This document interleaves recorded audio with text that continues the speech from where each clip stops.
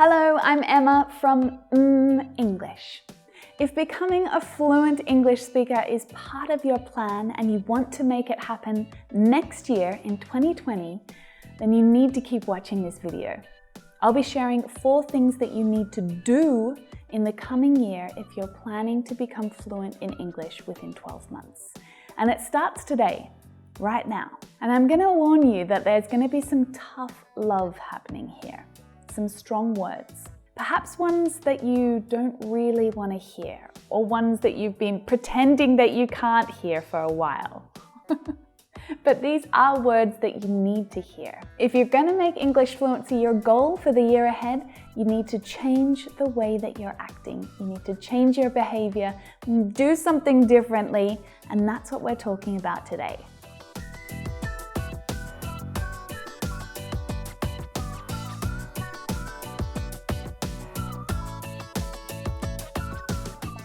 This lesson is sponsored by The Ladies Project, a unique online community for women learning English as a second language. We help women to transform their relationship to English, to become more comfortable, more courageous English speakers. Enrollments are open now, but they're closing soon. Membership costs just $34.99 a month, and the link is in the description if you want to find out more. If you've been telling yourself that the only way to become fluent in English is to live in an English-speaking country, well, you just need to stop that. It's not true. It's simply something that you've been telling yourself to make an excuse for why you're not already fluent. That's the tough love right here. Right now, it's completely possible for you to create an English life for yourself no matter where you are in the world. And I'll talk about that a little bit more later on. Let's get started on the 4 things that you need to do to become fluent in English within a year. Find motivation. Get really clear on why you want to be fluent. So clear that you can actually see and feel what it's like to be there. What are all the awesome, amazing things that you'll be able to do when you become fluent? Imagine yourself there. Feel it. Smell it. This is your motivation, the fuel you need to keep practicing, to keep learning and keep reviewing, to keep putting yourself in situations that are outside of your comfort zone. I mean, let's not kid ourselves. There are and there always will be days when you feel frustrated with English and you feel like giving up, you can't be bothered, you just want to make a new plan, right? One that doesn't involve English at all. But this is the reason why so many of us fail at things that we try, or we don't get as far as we want to, because we don't have enough fuel to get there. Without a really clear motivation, it's easy to get distracted, to lose focus and to let your attention be taken away from your English practice and put onto something else. And that is absolutely fine, as long as you're not bothered about being fluent by the end of the year. If you're happy for it to take longer, for it to be a slower process, well, that's fine. But we're talking about making this happen in the next 12 months, okay? So we need to take drastic action. So I want you to take this opportunity now to declare your motivation here. Tell me in the comments, what is your fuel that will help you to keep your English goals as a priority throughout 2020? Tell me down in the comments.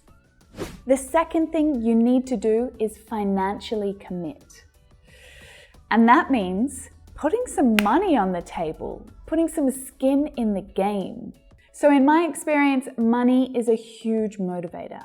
For me, for my students, for my friends and family. For some people, money is the biggest motivation, right? Putting your hand into your pocket or your wallet and pulling out some of the money that you worked so hard for. Doing that almost instantly changes your mindset about your English practice. It certainly changed my mindset when I paid for my Spanish classes with Lingoda. I had to go because I'd paid for them. So I did way more practice during that period because putting money on the table forces you to commit, right? It makes you show up. If you financially commit to your English, you will probably go much further and you will get to fluency faster. Now let's talk about this a little more because I know what some of you are thinking. Yes, there are things that you can't afford, but there are options that you can afford. You can hire a local, non-native English teacher. You can invest in an online English program that you can take yourself through at your own time, at your own pace. This is a much cheaper option than paying for a teacher's time. You can financially commit a little or a lot, and what might be a little to some might be a lot to others. But if you do that, if you invest in yourself, it will help you to get to your goals faster.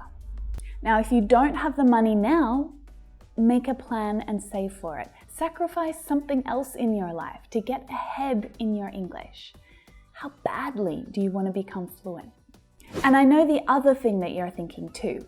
Yes, you're right. It's possible for you to learn on your own, but you will have more success and you will make more progress if you have the support and guidance of a good English teacher or a language program. Now, if you really can't invest any money in your English training this year, then you'll need to compensate by investing more time and more focus in your studies. You'll need to create a learning plan and you'll need to keep yourself motivated. All the way throughout the whole year, you need to be active.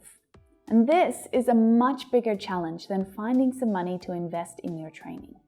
That's my take on the situation. If you want serious change and serious results in the year ahead, decide what serious action you're going to do now and get ready for it. The third thing you should do is create a learning plan. Even if you're going to regular classes or you're meeting your tutor often, you still need to create your own learning plan to help you practice outside of your lessons. You might think this sounds boring, but it doesn't have to be. Your formal classes are just part of your learning plan. And you need to make sure that you're developing all 4 language skills, right? You need to spend a little bit of time on each of those skills each week. Like you need to read to broaden your vocabulary. Learn and experience how new words are used in context. Become familiar with the different uses of phrasal verbs. Learn common collocations and informal language by reading. You need to write. You need to practice expressing your thoughts and your ideas in a controlled way. If you create a habit around writing in English, it will start revealing where there are gaps in your knowledge, and that will allow you to build your vocabulary further. And here's the thing about writing. When you write your own experiences and your own opinions and ideas, it increases retention. It helps you to remember new words and expressions because you're associating them with your own ideas and experiences. Starting and then committing to a daily journal practice is going to do amazing things for your language skills. You need to listen to different accents.